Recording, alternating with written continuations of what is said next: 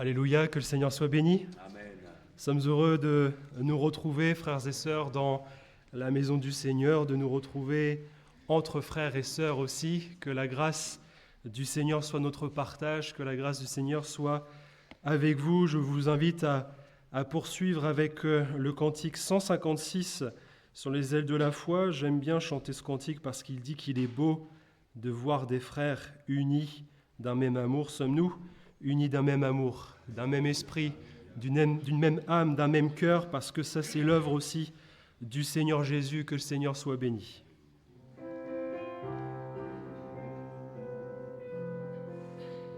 Ah, qu'il est beau de voir des frères d'un même amour, unis entre eux. Esprit de Dieu, tu les éclaires, tu les embrases de tes feux. Leurs chants pieux et leurs prières, comme un encens, montent aux cieux. Leurs chants pieux et leurs prières, comme un encens, montent aux cieux. Ô Rédempteur, en ta présence, dans ta sainte communion,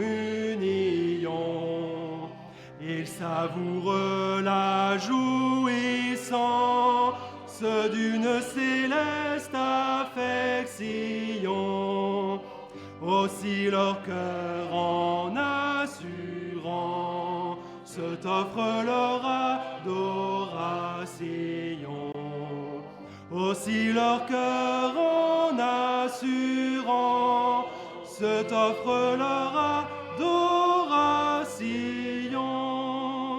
Dans tous les lieux la même vie anime tous tes rachetés.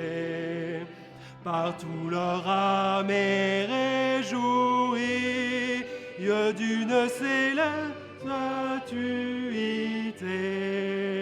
Oui, ton Église est enrichie de tes magnifiques bontés. Oui, ton Église est enrichie de tes magnifiques bontés. Répands sur nous, Dieu charitable, ton esprit de grâce et de paix. Accueillis à la même table et goûtons les mêmes bienfaits. Qu'un amour saint et véritable nous unisse en toi pour jamais. Qu'un amour saint et véritable nous unisse en toi pour jamais. Amen. Que cet amour nous unisse à Jésus. C'est l'amour qu'il a donné, qu'il a manifesté à la croix, frères et sœurs, nous le savons. Nous goûtons à cet amour parce qu'il s'est révélé à nos cœurs et nous le vivons chaque jour parce qu'il vit dans notre cœur. Alors, poursuivons avec le 46 qui dit « Par tous les saints, glorifiez Jésus, inspire leur louange ». Que le Seigneur inspire nos louanges, que le Seigneur inspire nos cœurs, que le Seigneur inspire aussi nos vies. Par tous les saints glorifiés, Jésus inspire leur louange, plus belle que le chant des anges. Gloire à l'agneau, gloire à l'agneau, gloire à l'agneau sacrifié. C'est par lui qu'est justifié tout pécheur qui demande grâce, prêtres et rois de devant sa face. Chantons l'agneau, chantons l'agneau, chantons l'agneau sacrifié par le Père magnifié. Tout l'univers lui rend hommage. L'agneau règnera d'âge en âge. Gloire à l'agneau, gloire à l'agneau, gloire à l'agneau sacrifié par son esprit vivifié. Je veux jusqu'à ma dernière heure chanter l'amour qui seul demeure. Gloire à l'agneau, gloire à l'agneau, gloire à l'agneau sacrifié. Pour nous il fut crucifié, son sang a racheté notre âme. C'est pourquoi notre amour l'acclame. Gloire à l'agneau, gloire à l'agneau, gloire à l'agneau sacrifié. Alléluia. Que le Seigneur soit béni, frères et sœurs. Il y a parfois, on prépare les chants, et il y a des chants qui nous viennent comme ça à l'esprit, qui ne nous quittent pas. C'est ce qu'on va chanter ce matin, le 399. Je ne l'ai pas noté sur les feuilles, je l'ai préparé hier matin, et puis ce matin, ce chant n'a pas quitté mon cœur. J'ai dit, bon, on va le chanter, parce qu'il dit qu'il est doux d'aimer Dieu comme un père, d'aller à lui sans détour, sans frayeur, de parcourir sa terrestre carrière, toujours conduit par l'Esprit du Seigneur. C'est vrai qu'il est doux d'aimer Dieu, c'est vrai qu'il est doux d'être aimé de lui aussi, parce que c'est la vérité, frères et sœurs. Jésus nous aime, et Dieu le Père nous aime et nous a aimés en envoyant Jésus. Donc chantons ce merveilleux cantique plein de confiance, plein d'assurance en Dieu, en disant qu'il est doux de l'aimer.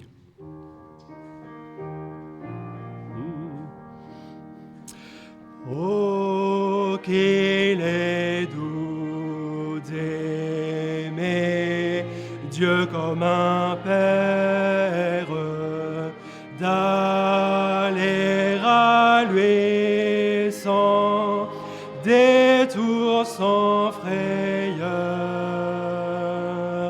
de parcourir sa terrestre carrière,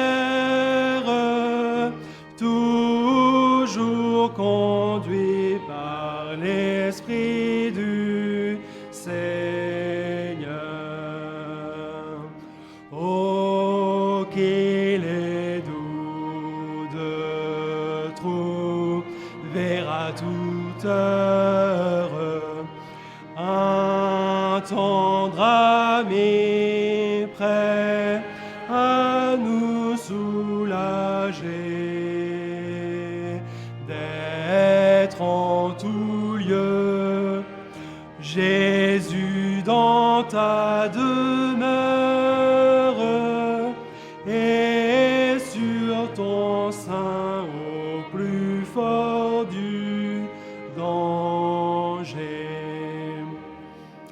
Oh, qu'il est doux de penser à ta grâce, dans ma faiblesse et toutes les langueurs,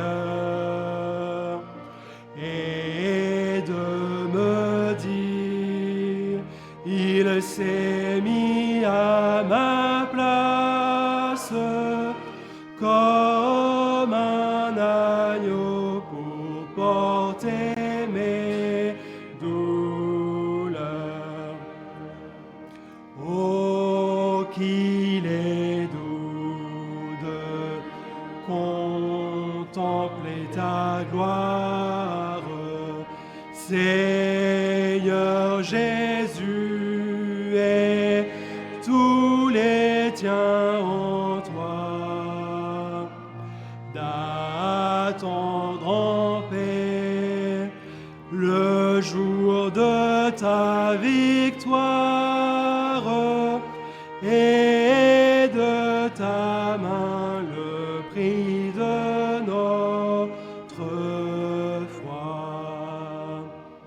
Oh, qu'il moment, Jésus, devant ton trône, quand tous les saints alors glorifiés, portant chacun l'immortelle couronne, en t'adorant la mettront à tes pieds. Dans nos concerts joints au concert des anges, nous chanterons le cantique nouveau. Nos harpes d'or, nos voix et nos louanges rendront la gloire et l'honneur à l'agneau. Gloire à Dieu. Quelle grâce! Quelle grâce d'être aimé de lui! Quelle grâce d'avoir à jour entendu parler de lui! Frères et sœurs, nous avons eu cette grâce d'avoir rencontré Jésus, d'avoir entendu parler de lui. Et il faut, j'ai envie de dire, mesurer cette grâce, c'est pas facile. C'est pas facile de mesurer la grâce de Dieu parce que elle est tellement grande, elle est tellement immense, elle est éternelle, cette grâce. Comment pourrions-nous, avec notre capacité humaine, comprendre cet amour, comprendre cette grâce? Mais le Seigneur le sait très bien que nous ne pouvons pas saisir tout cela. Il ne nous demande pas de comprendre, il nous demande de croire, il nous demande de vivre cela. Et pour le faire, il faut regarder à Jésus, regarder à la croix. Nous allons le faire avant de partager ensemble le repas du Seigneur, mais chanter ce cantique 100 sur les ailes de la foi qui dit « Chef, couvert de blessures ». Il est le chef de l'Église. Amen. Il est le chef de l'Église. Il est le chef de l'Église parce qu'il s'est donné pour nous, parce qu'il a été meurtri, parce qu'il a été injurié, parce qu'il a été frappé, parce qu'il s'est donné pour nous. À combien plus forte raison devons-nous ce matin lui dire merci et le louer, l'adorer de notre cœur.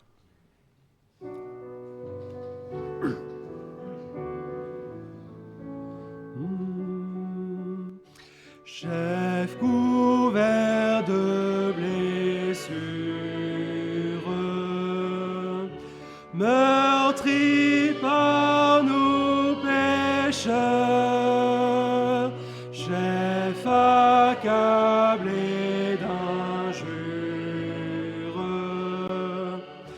d'opprobre, de douleur,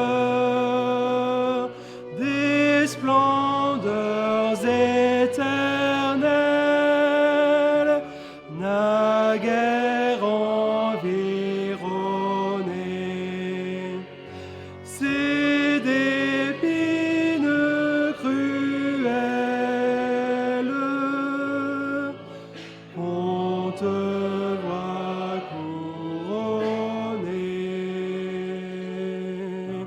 C'est ainsi que tu payes le prix de ma rançon, tes langueurs et tes plaies. Voilà ma guérison, mon âme criminelle est à tes pieds, Seigneur. Daigne jeter sur elle un regard de faveur au sein de ma misère. Sauvé par ton amour, pour toi que puis-je faire que t'offrir en retour? Adieu-moi, Dieu suprême, prends à jamais mon cœur, qu'il te serve et qu'il t'aime, plein d'une sainte ardeur pour ta longue agonie, pour ta mort sur la croix. Je veux toute ma vie te louer, roi des rois. Ta grâce est éternelle et rien jusqu'à la fin ne pourra, Dieu fidèle, me ravir de ta main. Et en attendant ton retour, nous ne cesserons de te louer, Seigneur, de te bénir et de t'adorer, parce que tu en es digne, parce que tu es Dieu, parce que tu règnes dans nos cœurs, parce que tu es assis dans la gloire, parce que bientôt tu reviens pour enlever ton Église et nous allons partir avec toi sur les nuées à ta rencontre pour célébrer ensemble les noces de l'agneau. Oh, quel grand Dieu nous avons trouvé en Jésus ce matin, Seigneur. Nous sommes là pour toi, uniquement pour toi, t'apporter ce culte en esprit, en vérité, t'apporter l'offrande de nos vies, l'offrande de nos lèvres, l'offrande de nos biens. Seigneur, tu t'es donné pour nous en retour. Nous t'apportons nos cœurs et nos vies. Seigneur, voici pour nous l'heure de nous tenir devant ta parole et nous désirons ce matin encore entendre ta voix. Que ta grâce, mon Seigneur et mon Dieu, repose sur chacun de nous. Remplis-nous tous du Saint-Esprit et qu'ainsi, Seigneur, ta parole prenne vie en nous pour y porter son fruit. C'est ce que nous te demandons, ô Dieu notre Père, dans le précieux nom du Seigneur Jésus. Amen. Béni soit Dieu. Heureux de partager ces moments avec vous, frères et sœurs, de le faire aussi avec les frères et sœurs qui sont en vidéo. Une petite sœur qui nous regarde en vidéo, elle m'envoie des messages sur le répondeur. Elle me demande de la rappeler, mais elle ne me donne pas son numéro de téléphone. Donc, je ne sais pas si ce matin elle regarde le culte, mais ma petite sœur, vous allez laisser un autre message en me donnant votre numéro de téléphone si vous voulez que je vous rappelle. Et je vous invite, frères et sœurs, avec moi, à ouvrir la parole de Dieu dans Matthieu 3, verset 11, reprendre ce matin une parole prophétique de Jean-Baptiste.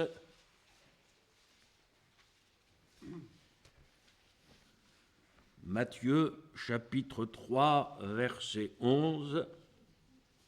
Moi, je vous baptise d'eau pour vous amener à la repentance, mais celui qui vient après moi est plus puissant que moi, et je ne suis pas digne de porter ses souliers. Lui, il vous baptisera du Saint-Esprit et de feu.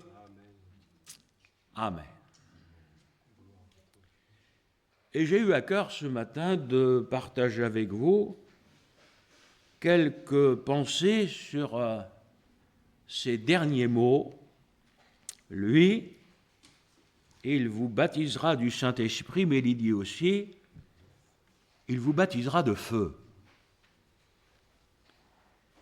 Et j'ai remarqué que dans les églises pentecôtistes, où l'on prêche le baptême dans le Saint-Esprit, parce que nous y croyons encore, nous croyons dans son actualité, j'ai remarqué que cette facette du baptême dans le Saint-Esprit était très peu prêchée, voire plus prêchée du tout. J'aimerais ce matin vous dire qu'il n'y a pas deux baptêmes dans le Saint-Esprit. Il y a un baptême dans le Saint-Esprit. Et quand le Seigneur nous baptise dans le Saint-Esprit, il nous baptise dans le Saint-Esprit. J'aimerais vous rappeler, parce que je crois qu'aujourd'hui c'est important de le faire, que cette expérience, elle est distincte de l'expérience de la conversion. C'est une expérience que nous faisons après nous être convertis. Vous avez l'exemple de Samarie où il y avait un réveil, des centaines de personnes qui étaient là, s'étaient converties, avaient été baptisées d'eau. Les apôtres arrivent, ils leur demandent « Avez-vous reçu le Saint-Esprit » J'ai envie de vous dire, si le Saint-Esprit, on le recevait quand on était baptisé d'eau, ils n'auraient pas posé cette question-là. Donc, il leur demande s'ils ont reçu le baptême dans le Saint-Esprit. Ils disent, on ne savait même pas qu'il y a un Saint-Esprit qui existait. Ils ont prié pour eux, ils ont été baptisés dans le Saint-Esprit. Et je pourrais multiplier d'autres exemples comme ça qui nous montrent, frères et sœurs, que le baptême dans le Saint-Esprit, c'est différent de la conversion du baptême. Là, vous savez, quand on n'est pas converti, c'est pareil, on est dans une génération, aujourd'hui, les gens ne veulent plus dire la vérité. Mais quand on n'est pas au Seigneur, qui règne dans nos vies? C'est le malin. Et nous avons en nous, sans être possédés, etc., mais nous sommes les jouets, en fin de compte, du malin. Le jour où nous nous convertissons, nous appartenons au Seigneur. Et le malin sort de nos vies, et c'est Jésus qui vient prendre la place, et il fait de nos corps le temple du Saint-Esprit. Donc nous vivons cette expérience qui s'appelle la nouvelle naissance, la naissance d'en haut. Jésus vient habiter en nous par le Saint-Esprit. Et cette expérience-là, elle est différente de l'expérience du baptême dans le Saint-Esprit. Il n'y a qu'un seul baptême dans le Saint-Esprit qui va revêtir différentes facettes, qui va manifester des œuvres différentes. Je crois que cette œuvre va se manifester, par exemple, en parlant en langue. Comment peut-on savoir qu'on est baptisé dans le Saint-Esprit si on ne parle pas en langue? Je vous affirme avec la parole de Dieu ce matin encore que le signe du baptême dans le Saint-Esprit, c'est le parler en langue. Amen. Vous parlez en langue, vous êtes baptisé dans le Saint-Esprit, vous ne parlez pas en langue, vous n'êtes pas baptisé dans le Saint-Esprit. Et je vous encourage à parler en langue. Amen. Parce que vous avez même des églises pentecôtistes aujourd'hui qui disent qu'il ne faut pas parler en langue si ce n'est à la maison. Il ne faut plus parler en langue dans l'église. Parce que comme les gens ne comprennent rien, ça ne sert à rien. Mais c'est sortir du contexte, en fin de compte, des dons de l'esprit, où il est question d'un don spirituel qui ne serait pas interprété. Et si un don spirituel n'est pas interprété, l'apôtre, avec amour, mais en même temps avec franchise, va dire il vaut mieux que la personne se taise. Effectivement, parce que importer un don des langues qui ne serait pas interprété, personne ne comprend, ça ne sert à rien. Donc il faut que ce don soit interprété. Voilà. Ça ne veut pas dire que dans l'Église, il n'y a plus cette manifestation du Saint-Esprit où les gens parlent en langue. Alors bien sûr, toujours bibliquement parlant, moi je crois qu'il faut rester simple et biblique, ça se fait avec une coordination, ça se fait pas n'importe comment, il y a de la maîtrise de soi. Vous savez, dans la Pentecôte, il y a aussi la maîtrise de soi. La Pentecôte n'autorise pas dans les églises à faire tout et n'importe quoi. L'église, c'est un assemblage qui est bien coordonné. Donc la maison du Seigneur, y compris dans le domaine du Saint-Esprit, des manifestations de l'Esprit, va aussi manifester cette maîtrise, cet ordre. Et c'est pour ça, frères et sœurs, que vous ne trouverez pas dans la parole de Dieu, qui, sous prétexte d'être rempli du Saint-Esprit, vous n'allez jamais trouver aucun exemple de quelqu'un qui tombe. Ceux qui tombent dans la parole de Dieu, ce sont les possédés, sous la puissance de Dieu. J'aimerais vous dire, un chrétien ne peut pas être possédé. S'il a en lui, comme je le disais, l'Esprit de Christ, vous ne croyez quand même pas qu'il y a un démon qui peut habiter en même temps. J'ai envie de vous dire, la Bible nous dit, les démons, quand ils voient le Seigneur, ils tremblent. Donc ce n'est pas possible d'avoir en soi et l'Esprit de Christ et un démon. Un chrétien ne peut pas être possédé, ce n'est pas possible. Donc toutes ces manifestations-là, frères et sœurs, sont des manifestations charnelles. Ça fait partie aujourd'hui d'un espèce de folklore qui existe dans tout un tas d'églises où il faut que les gens manifestent de la joie. Alors, on va vous dire c'est par le Saint-Esprit. Moi, je vous dis, c'est pas par le Saint-Esprit, ça saute, ça danse, ça crie, ça tombe. Mais frères et sœurs, tout ça, c'est la chair. Tout ça, vous n'en trouvez pas d'exemples dans le Nouveau Testament. Moi, les exemples que j'ai vus dans le Nouveau Testament, c'est ils se sont mis à parler en langue le jour où ils ont été remplis du Saint-Esprit. Ils sont pas tombés par terre, ils ne sont pas devenus des excités, ils sont devenus des gens remplis du Saint-Esprit. Alors oui, il y a le parler en langue, bien évidemment. Il va y avoir la manifestation de la puissance de Dieu. Ça s'appelait bien aux pentecôtistes. Manifestation visible, par l'exercice des dons spirituels, par les signes qui doivent accompagner la prédication du véritable évangile. Et nous le croyons encore aujourd'hui. Nous croyons qu'aujourd'hui encore, le Seigneur Jésus guérit et qu'aujourd'hui encore, il nous invite à prier pour ceux qui sont malades. Ça fait partie de ces choses, frères et sœurs, que nous pratiquerons jusqu'à ce que le Seigneur Jésus soit revenu. Donc tout ça, ça fait partie de choses que nous vivons, de choses que nous connaissons, dans lesquelles nous avons grandi, choses qu'il ne faut pas perdre, parce qu'aujourd'hui, à force de se mélanger avec tout un tas de milieux, moi je peux vous dire qu'il y a beaucoup de choses qui se perdent dans le domaine de la Pentecôte, mais il y a cet aspect qui, faut être vrai, frères et sœurs, a quand même rarement été prêché, alors que c'est un aspect essentiel, mais quand je dis essentiel, c'est essentiel, c'est l'œuvre du feu qui nous parle de sainteté. Parce que le baptême dans le Saint-Esprit, c'est aussi un baptême de sainteté. Le baptême dans le Saint-Esprit, c'est un baptême qui va nous plonger dans la sainteté de Dieu, dans cette pureté, et qui va faire, frères et sœurs, que le Seigneur va donner cette direction à nos vies avec un seul but, c'est qu'il soit le souverain absolu de nos vies.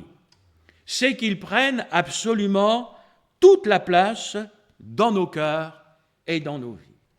Et quand on est baptisé dans le Saint-Esprit, on n'est pas seulement plongé dans la puissance, comme je vous le dis, le revêtement de la puissance, ça s'appelait bien en pentecôtiste.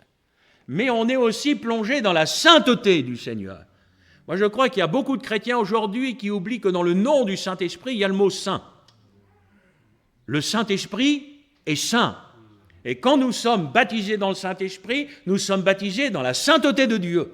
Nous sommes plongés dans le feu de Dieu.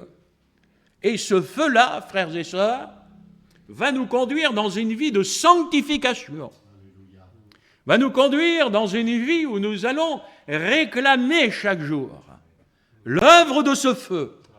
Parce que le chrétien, la chrétienne que nous sommes, ne supporte pas l'idée même qu'il pourrait encore y avoir dans nos vies quelque chose qui déplairait au Seigneur. Parce que le vrai chrétien, la vraie chrétienne, c'est quelqu'un qui vit pour plaire au Seigneur. C'est quelqu'un dans le cœur duquel le Seigneur règne. Et sa plus grande crainte, ce serait d'avoir une vie, ce serait d'avoir dans sa vie des choses qui déplaisent au Seigneur. Et le chrétien, la chrétienne authentique, c'est quelqu'un qui désire voir dans son cœur l'œuvre du feu. C'est pas seulement brûler dans le sens de la chaleur, un feu, la puissance, etc. Mais brûler, c'est aussi consumer. Et ce baptême, frères et sœurs, accomplit cette œuvre en nous. Le plus bel exemple de cette œuvre que vous avez dans le livre des Actes des Apôtres, c'est Ananias et Saphira. C'est pas mal comme exemple. Voilà une œuvre accomplie par le feu du Saint-Esprit, qui va être accomplie par cette sainteté, cet Esprit saint, qui ne supporte pas le mensonge. S'il fallait que ce matin, le Seigneur nous dise, tous les menteurs, toutes les menteuses vont subir ce qu'Ananias et Saphira ont subi. Qui va prier ce matin en disant Seigneur, remplis-moi du Saint-Esprit et de feu pour vivre encore la sainteté dans l'Église comme ça s'est manifesté avec Ananias et Saphira. Pour qu'on ne puisse pas subsister devant toi, que ne puisse pas subsister dans ta présence, pour que ne puisse pas subsister dans l'Église des menteurs. Des gens qui vont avoir l'apparence de chrétiens, des gens qui vont donner de l'argent en faisant croire qu'ils donnent comme les autres, alors que dans leur cœur, il y a du mensonge, il y a de la tromperie. Faites attention avant de dire « Seigneur, baptise-moi du Saint-Esprit et de feu ». Vous pourriez brûler. Ben moi, je le souhaite. Moi, je le souhaite. Je dis, Seigneur, qu'il ne demeure rien en moi qui ne soit pas à ta gloire. Alors, frères et sœurs, cette sainteté-là, elle va être appliquée dans tous les domaines de la vie du chrétien. Dans l'esprit, parce que si l'Esprit Saint remplit notre esprit va devenir saint. Il va devenir pur. Et il ne supportera plus ce qui est impur. Nous vivons dans un monde où aujourd'hui l'impureté règne. L'impureté règne, elle est comme une norme aujourd'hui, elle est mise même à l'honneur. Vous allez la retrouver dans tous les aspects de la vie, cette impureté. Vous allez la retrouver sur les écrans, vous allez la retrouver dans les tenues vestimentaires, vous allez la retrouver dans l'esprit des gens. Et quand on est rempli du Saint-Esprit et de feu, on ne peut pas être rempli du sainteté et regarder des trucs porno. On ne peut pas être rempli du Saint-Esprit et de sainteté, avoir un esprit impur. On ne peut pas être rempli du Saint-Esprit et de feu et raconter des histoires au-dessous de la ceinture. Vous savez, le vrai chrétien, je vous l'ai toujours dit, je vous le redirai, même si quelquefois vous me trouvez un peu vert dans mes prédications. Le vrai chrétien, ce n'est pas dans l'église qu'on le voit. C'est quand il est au dehors. C'est quand il est à la maison. C'est dans le couple. Quelque part, je vous dirais, c'est facile de prêcher aux autres. Moi, je peux vous prêcher sur le couple. Mais si je prends la Bible que je vous prêche sur le couple, et ce que je vous prêche, quand je suis à la maison avec Isabelle, ma femme, je ne le vis pas. Quel impact va avoir ma prédication sur vous? Un air de musique, c'est tout. Ça ne vous changera pas, ça ne vous aidera pas. Vous savez, frères et sœurs, ce que je vais vous dire va peut-être vous choquer. J'ai même connu certains prédicateurs qui vivaient dans le péché et qui n'ont été dévoilés que plus tard. Et quand ces prédicateurs prêchaient, les gens disaient, ils prêchent bien. Et puis ce prédicateur, quand il était descendu de l'estrade, qui rentrait chez lui, il partait avec une autre femme que la sienne. Puis un jour, ça finit par se savoir. Mais un jour, mon frère, ma sœur, vous savez, on ne peut pas prêcher des choses que l'on ne vit pas. Et des fois, il vaudra mieux pas prêcher. Ben oui, parce que si notre vie n'est pas un témoignage à la gloire de Dieu, ben, j'aimerais vous dire, il faut d'abord, avant d'exhorter les autres, s'exhorter soi-même. L'âme, c'est ce qu'il y a de plus profond en chacun de nous. Le Saint-Esprit, ce feu, va aller jusqu'au tréfonds de notre âme. Pas seulement les apparences, le plus profond de ton cœur. Ça touchera aussi notre corps, parce que notre corps est appelé à vivre également dans la sainteté. Et le Saint-Esprit, ce feu, va conduire le chrétien, la chrétienne que nous sommes, à vivre avec notre corps une vie sainte. Je vous remercie de tous dire amen, ça vous motive, hein? Mais c'est la parole, frères et sœurs. On ne fait pas n'importe quoi. Mais d'où est-ce que cela peut-il venir qu'aujourd'hui encore, vous pouvez avoir des chrétiens ou des chrétiennes qui sont influencés par la mode de ce monde? Mais laissez le monde là où il est. Et mes frères, mes sœurs, mais habillez-vous comme des chrétiens et des chrétiennes. Soyez saints, y compris dans votre corps. Notre corps doit être pur, il doit être saint, à la gloire du Seigneur. Il n'est pas fait pour être montré. Mais vous me regardez bizarrement. Non! Vous savez, la première chose que le Seigneur a fait quand l'homme a reconnu son péché, c'est lui fabriquer des vêtements pour cacher sa nudité. Ça veut dire quelque chose, hein? Aujourd'hui, moi je vous dis, le diable fait le contraire. Lui, il invente des vêtements pour la montrer, la nudité. Mais il y a des fois, mais vous avez des trucs, mais vous vous demandez, alors bien évidemment, on tombe dessus, j'ai envie de vous dire comme ça par hasard, mais vous en avez, moi je me dis, mais tant qu'à faire, autant qu'ils se promènent tout nus directement, quoi. Ils mettent des vêtements, ça cache rien, ça sert à quoi? C'est de l'impudicité, c'est le péché, c'est fait pour exciter les convoitises, c'est inventé par des gens qui sont tordus d'esprit, qui sont pourris. Mais le chrétien, il n'est pas fait pour toutes ces choses-là. Il n'est pas fait pour tout ça, frères et sœurs.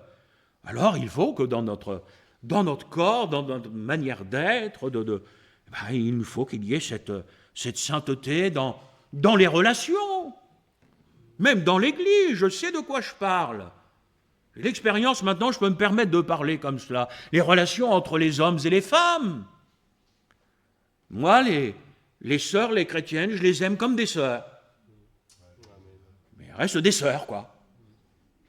Ce ne sont pas des copines, ce ne sont pas mes amis. Il y a des gestes entre chrétiens qu'on ne doit pas avoir. On doit rester saint, on doit rester pur. Ouais. Et c'est de la prudence. C'est de la prudence, frères et sœurs. Mais oui. Vous savez, avec tout ce qui est déjà arrivé aujourd'hui, j'aimerais vous dire, oui, il faut... Oh, je vois le mal partout. Non, je le vois là où il est. C'est différent. C'est différent. Même aujourd'hui, dans l'Église, les moyens utilisés. Vous savez, quand on va être baptisé du Saint-Esprit et de feu, il y a tout un tas de trucs qui vont brûler, entre autres les moyens du monde. Moi, j'ai toujours été marqué par cette formidable réunion qui a eu lieu dans Acte 2, avec un message. Ça, mes amis, c'était de l'évangélisation. Quand vous avez quelqu'un qui regarde les Juifs et dit « Jésus, c'est vous qui l'avez crucifié ». Bon, au moins, les choses sont dites, quoi, si vous voulez. Mais comment ils ont fait? Est-ce que vous croyez que... Parce que vous avez eu 3000 personnes qui ont été baptisées, ça ne veut pas dire que tous se sont convertis. Moi, je crois que parmi la foule qui était là, il y en a eu 3000 qui se sont convertis. Est-ce que vous croyez qu'ils étaient comme vous, assis sur des chaises, dans une belle et grande église, pour y loger autant de monde? Est-ce que vous croyez qu'il y avait une sono? Est-ce que vous croyez qu'on a mis en œuvre des agences de communication, diffusées sur les réseaux sociaux, sur Internet? Il n'y avait rien de tout ça. Pourquoi? Parce que ça ne sert à rien. Ça ne sert à rien. Ils avaient reçu ce qui leur était nécessaire, le Saint-Esprit. Et c'est tout ce dont ils avaient besoin. C'est par le Saint-Esprit qu'ils ont pu parler du Seigneur à des étrangers qui étaient là, dont ils ne connaissaient même pas la langue. Mais par la puissance du Saint-Esprit, l'Évangile est arrivé jusqu'à ces gens qui venaient de toutes sortes de nations environnantes et dont les Juifs qui étaient là ne parlaient pas la langue, mais ils l'ont parlé par la puissance du Saint-Esprit. Les gens ont été touchés, mais touchés à un point qu'à la première réunion, il n'y en a pas eu 10, la première, ils sont venus voir les apôtres en disant « Les frères ».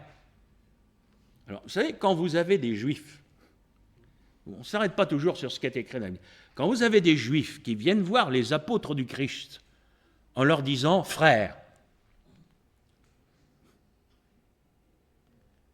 vous connaissez beaucoup de Juifs qui appellent les chrétiens des frères, vous? Moi, je vous dis, pour qu'ils les appellent comme ça, il a fallu qu'ils se soient convertis, hein. Parce que les Juifs, les chrétiens, les aiment pas. Ils ont tellement pas aimé qu'ils ont été jusqu'à crucifier le Seigneur, hein. Donc, ils vont dire « Hommes, frères, que ferons-nous » La parole les a tellement touchés qu'ils se sont rendus compte qu'ils ne pouvaient pas rester comme ça. Il fallait qu'il se passe quelque chose. Alors, quel message étrange. Repentez-vous et soyez baptisés. Vous croyez qu'il y a un autre message pour l'Église d'aujourd'hui? La Pentecôte, le Saint-Esprit, n'inspirera jamais aucun autre message que celui qui est écrit dans la parole de Dieu. Et un serviteur de Dieu rempli du Saint-Esprit prêchera ce que Jésus a prêché. Repentez-vous, le royaume des cieux est proche. Il prêchera ce que les apôtres du Christ ont prêché. Repentez-vous et soyez baptisés. Et aujourd'hui, on n'a pas d'autre message à apporter aux gens. Les inconvertis, c'est ce message-là qu'ils ont besoin d'entendre.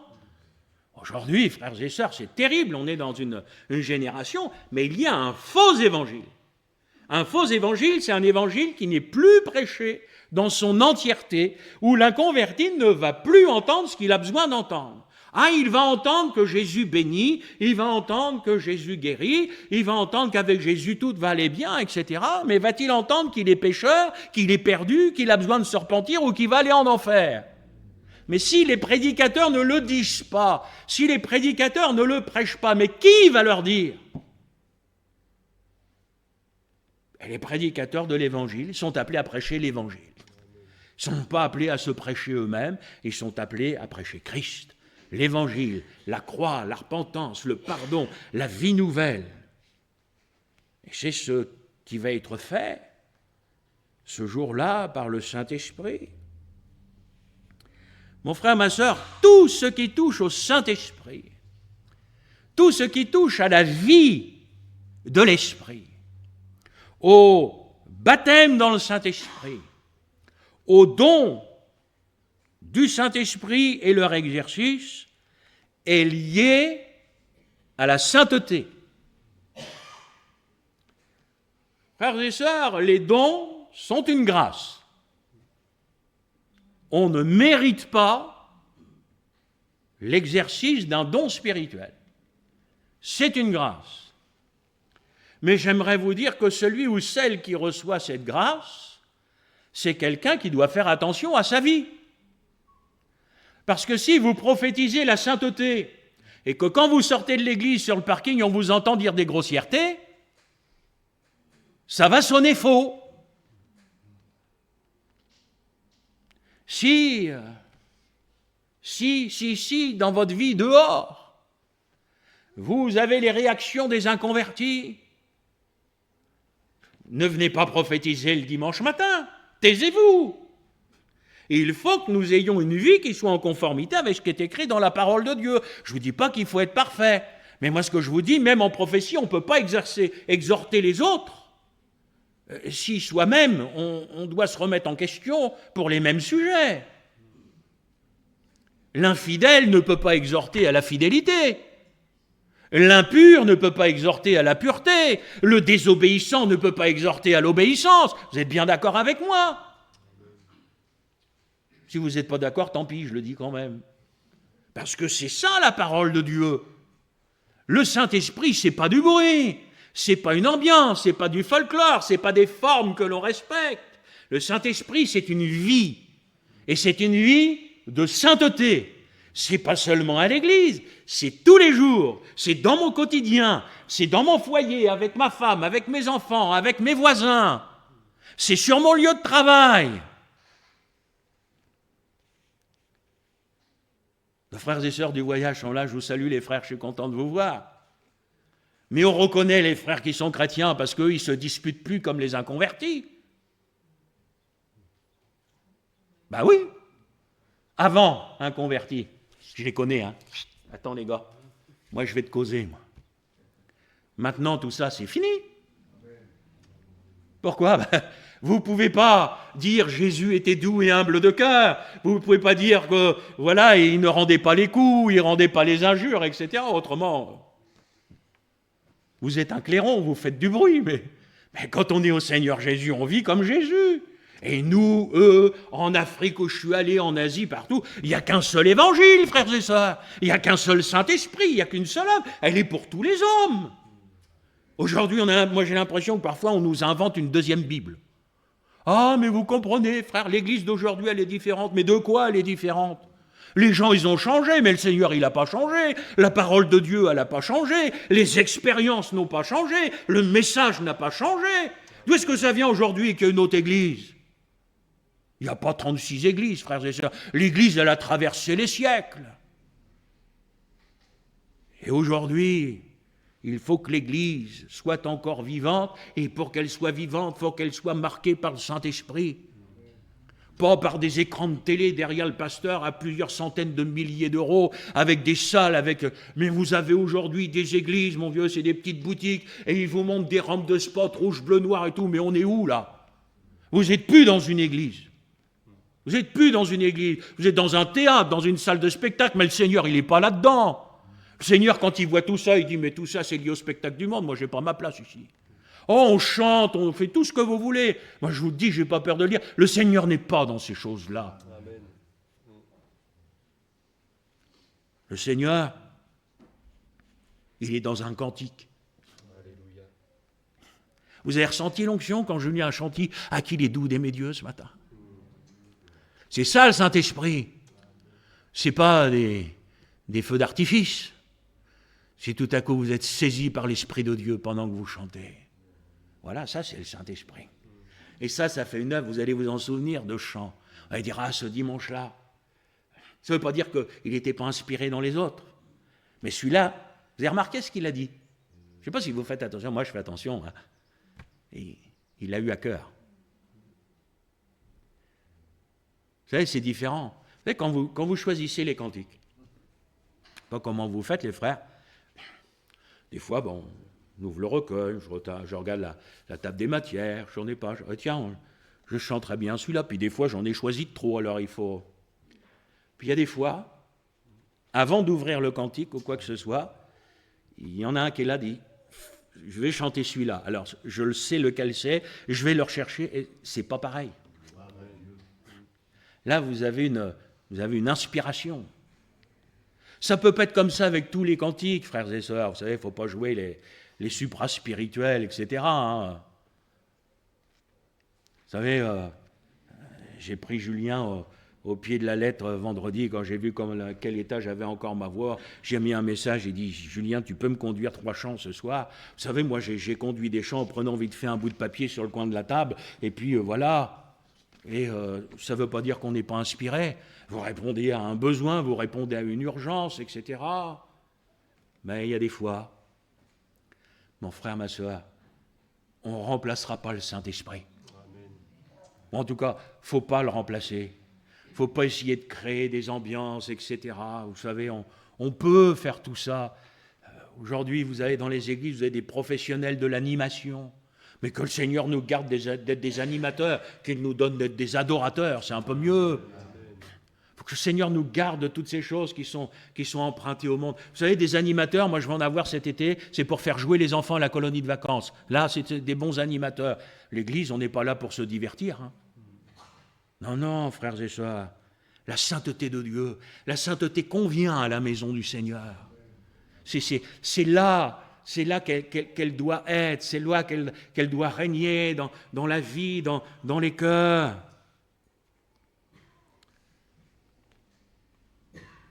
Quand je vous dis ça, frères et sœurs, Seigneur, t'as vieilli, Gilles. T'es pas marié. Je me souviens, ici à Pont-Audemer, alors, ça doit bien faire 40 ans, hein. Le théâtre avait été loué pour une rencontre de jeunesse. Alors les jeunes, n'essayez pas de vous en souvenir, vous n'étiez pas nés. Hein. Il y en a même plusieurs ici qui n'y étaient pas.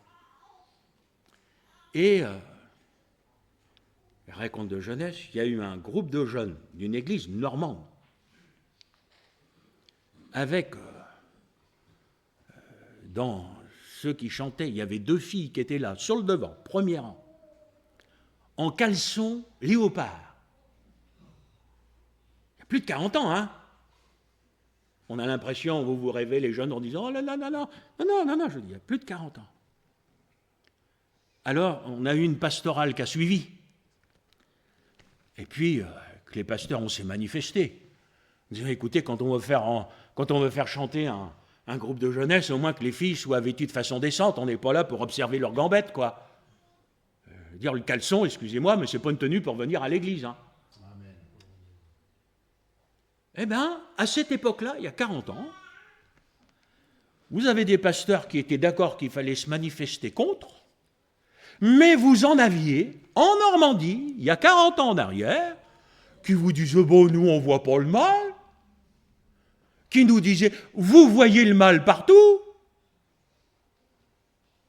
Bon, moi, je leur disais, vous êtes aveugles, vous ne le voyez plus nulle part. Oui. Une fois, dans une pastorale, un pasteur se met à nous dire que dans telle rencontre, il avait invité un rappeur. Et alors, quand le rappeur avait chanté, il avait senti l'onction du Saint-Esprit qui disait devant tous les pasteurs, je l'ai coupé. Ah, je dis, ça ne doit pas être le même Saint-Esprit que le mien. Bon, forcément, je ne me suis pas fait que des amis. En tout cas, on ne pourra jamais me reprocher de ne pas avoir dit la vérité. Est-ce que ça a changé quelque chose? Rien. C'est devenu de mal en pis.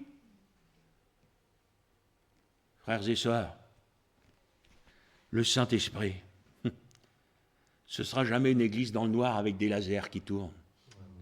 Ce ne sera jamais la musique empruntée du monde. Non, non, non. Ça vient d'en haut. Ça vient d'en haut.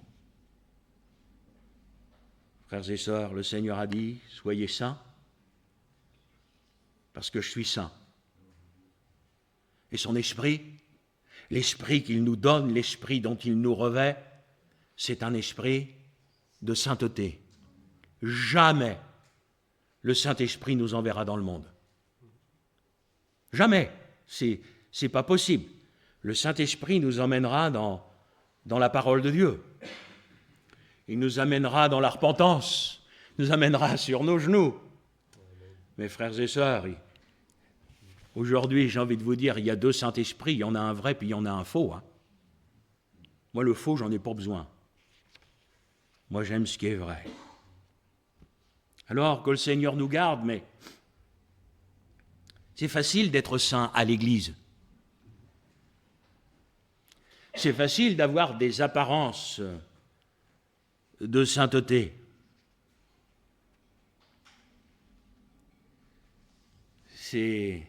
Alors, il ne faut pas que je dise c'est facile, parce que ce n'est pas si facile, mais par exemple, quand les sœurs vous mettez un voile, vous avez raison, parce que c'est biblique. Mais le voile, c'est une marque de l'autorité dont vous dépendez. Et vous êtes sous l'autorité de votre mari. Le mari est sous l'autorité de Christ et Christ est sous l'autorité du Père. Donc, porter un voile parce que c'est écrit, ça ne suffit pas. Encore faut-il être soumise à son mari, comme l'Église est soumise au Christ. Parce que le voile, c'est une marque que vous acceptez de vous soumettre à votre mari. Et je vous remercie les sœurs de m'avoir toutes dit un grand Amen. Donc comme quoi, voyez-vous, porter le voile, ça ne suffit pas. Si c'est pour rentrer à la maison et puis que ce soit la femme le chef, ça n'existe pas ça. Tiens, faut aller au fond des choses. Et toutes les choses qui vont avoir une apparence extérieure, en fin de compte, ont une origine intérieure. Le voile, c'est la prière, c'est la soumission à son mari, c'est le respect des autorités, entre autres des anges. Les gens aujourd'hui pourront me dire tout ce qu'ils veulent, peu m'importe. C'est écrit. On pourra me mettre en prison, on pourrait me couper la tête, c'est écrit. Oh, je ne vous prêche pas là-dessus tous les dimanches, C'est pas un cheval de bataille. C'est pas de la culture. Ou alors, il faut enlever la Bible. Parce que vous savez, dans la Bible, tout va être culturel. À un moment, c'est les Juifs, à un moment, c'est les Grecs. Vous faites comment, vous ? Moi, je crois que la Bible a été inspirée de Dieu, elle est valable pour tous les hommes. Et si ce n'était pas pour nous, ce ne serait pas dedans. Parce que tout ce qui est dedans est utile. Donc, mon frère, ma soeur, voyez-vous, faut aller au fond des choses, là. Cette sainteté. Ben oui, c'est quelque chose qui doit être au fond du cœur. Je termine, rassurez-vous. Mais bon, à la fin d'un bon repas, il y a toujours un dessert. Et en règle générale, les gens ne boudent pas le dessert. Donc voilà, vous avez encore quelques minutes à m'accorder pour le dessert. Dans le Nouveau Testament, tout est centré sur Christ, sur son œuvre, sur l'Église qui est son corps, cette épouse qu'il désire parfaite, qu'il aime. Et moi, je crois que comme Jésus aime l'Église, une des œuvres de ce baptême de feu, ce sera aussi de nous donner d'aimer. Nous allons aimer, pas par des capacités naturelles, par le Saint-Esprit. C'est lui qui va nous rendre capables d'aimer ceux que naturellement nous ne pouvons pas aimer. quand Jésus va dire « Aimez vos ennemis ». Bon, nous n'avons pas d'ennemis dans l'Église. On est bien d'accord. On ne peut pas avoir un ennemi dans l'Église. Le pasteur ne peut pas être votre ennemi. Les anciens ne peuvent pas être vos ennemis. Amen. Donc, le Saint-Esprit va nous amener à aimer ce qui n'est pas aimable. À aimer ceux même qui nous persécutent. Oh, ce Saint-Esprit-là, Gilles.